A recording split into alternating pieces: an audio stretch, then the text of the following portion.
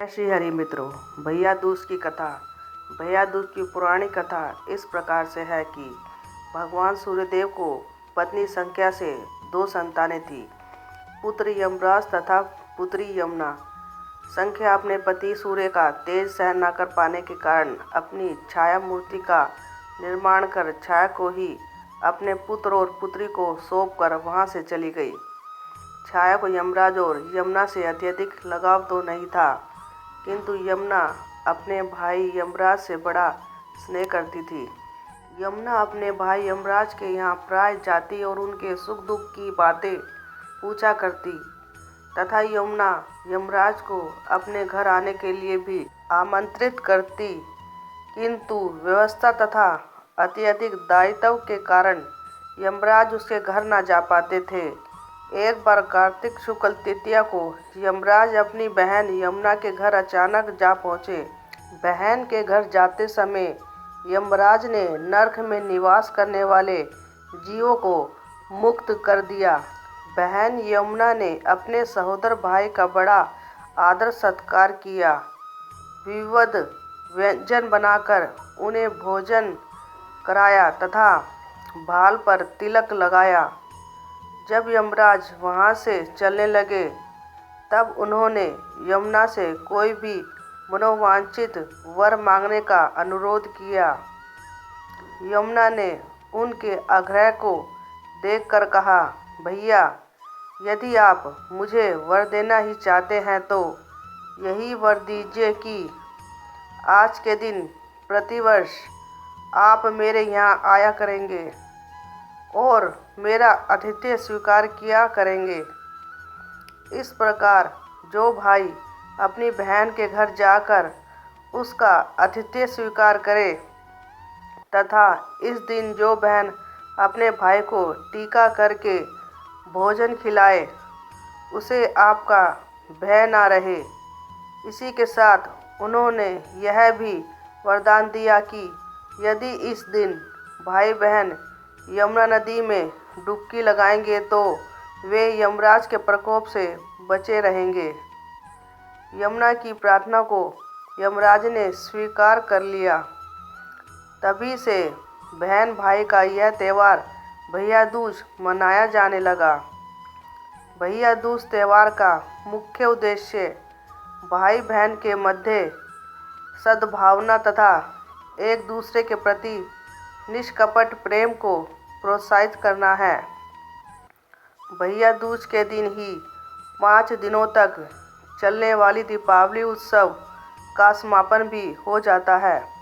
इस दिन अगर अपनी बहन ना हो तो ममेरी, फुफेरी या मौसेरी बहनों को उपहार देकर ईश्वर का आशीर्वाद प्राप्त कर सकते हैं। जो भाई यम तृतीया को बहन के हाथ का खाना खाता है, उसे धर्म, धन, अर्थ, आयुष्य और विविध प्रकार के सुख मिलते हैं। साथ ही यम तृतीया के दिन शाम को घर में बत्ती जलाने से पहले घर के बाहर 4 बत्तियों से युक्त दीपक जलाकर दीपदान करना भी फलदायी होता है। भैया दूज के पवित्र पर्व का प्रमुख लक्ष्य भाई बहन के पावन संबंध तथा प्रेम भाव की स्थापना करना है। भैया दूज के दिन बहन अपने भाई को तिलक लगाकर उनके स्वास्थ्य तथा दीर्घायु होने की मंगल कामना करती है। भैया दूज के दिन बहन को भाई को भोजन कराकर तिलक लगाकर गोला देना चाहिए। इस दिन भाई को भोजन में चावल खिलाने चाहिए। इस दिन भाई का बहन के घर भोजन करने का विशेष महत्व है। चाहे बहन चचेरी, ममेरी या धर्म की ही क्यों ना हो, भाई को भोजन आदि के पश्चात बहन से तिलक करवाकर बहनों को वस्त्राभूषण आदि उपहार स्वरूप देना चाहिए। भैया दूज की अन्य कहानी। एक बहन के 7 भाई थे। वह बहन अपने 7 भाइयों को बहुत प्यारी थी।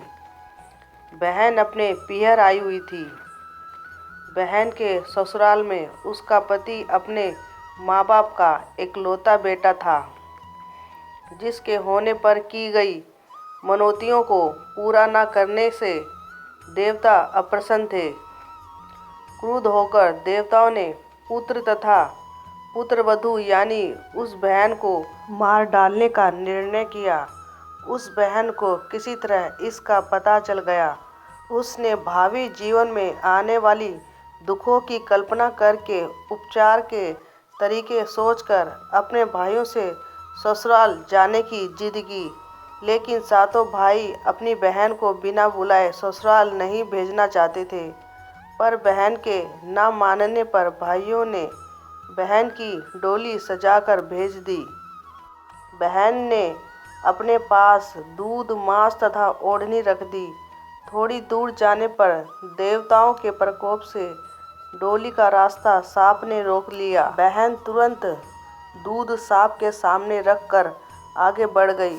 थोड़ी दूर और आगे जाने पर उस पर शेर झपटा तो उसने शेर की तरफ मांस फेंक दिया। शेर मांस में रुचि लेने लगा और कहार डोली लेकर आगे बढ़ने लगे। रास्ते में यमुना जी थी। जो ही कहार डोली को यमुना से पार करने लगे, यमुना ऊंची लहरें उठाकर डोली को आत्मसात करने लगी। बहन ने ओढ़नी समर्पित कर यमुना की लहरों को शांत कर दिया। नववधू को बिना बुलाए घर पधारी पाकर ससुराल वाले आश्चर्य में पड़ गए। बहन ने आदेश दिया कि उसके गृह प्रवेश के लिए घर के पिछवाड़े में फूलों का दरवाजा बनवाया जाए। दरवाजा बनवाया गया। जो ही बहन दरवाजा पार करने लगी, द्वार उस पर गिर पड़ा। फूलों का द्वार होने के कारण बहन को चोट ना आ पाई। घर में प्रवेश करके उस बहन ने सबसे पहले स्वयं खाना खाने का हठ किया।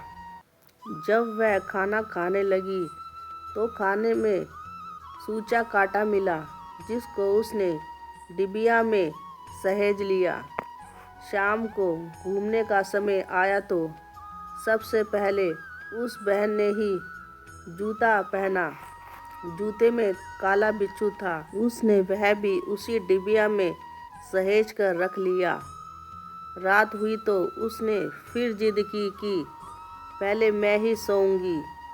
बहू का हर काम के लिए पहल करना ससुराल में किसी को अच्छा नहीं लग रहा था, पर परिस्थिति वश सब हो रहा था। सोने के कमरे में उसे काला नाग मिला। उसने उसे भी मारकर सहेज लिया, फिर पति को बिस्तर पर सुलाया। इतना सब करने के पश्चात बहन ने अपनी सास को डिबिया खोलकर सूचा काटा बिच्छू तथा सांप दिखाकर कहा, माँ जी, मैंने तुम्हें पुत्रवती किया है, अर्थात स्वयं कष्ट सहकर तुम्हारे पुत्र के जीवन की रक्षा करके अपने सुहाग को नया जीवन दिया है। यह सब कष्ट देवताओं के रुष्ट हो जाने के कारण उठाने पड़े हैं। अब आप भविष्य में कभी मनौती मांग कर पूरा करना ना भूलना। इतना कहकर 7 भाइयों की परम प्यारी बहन भाइयों को ससुराल बुलाकर उनके साथ पीहर लौट गई और सास ने देवी देवताओं का पूजन करके अपने पुत्र के जीवन के लिए कही गई मनौती को पूर्ण किया और बहू के अपने भाइयों के प्रति भाई बहन के प्रेम की प्रशंसा कर उनके सुखी होने का उन्हें आशीष दिया कि भाई बहन के प्रेम को सर्वदा बनाए रखना।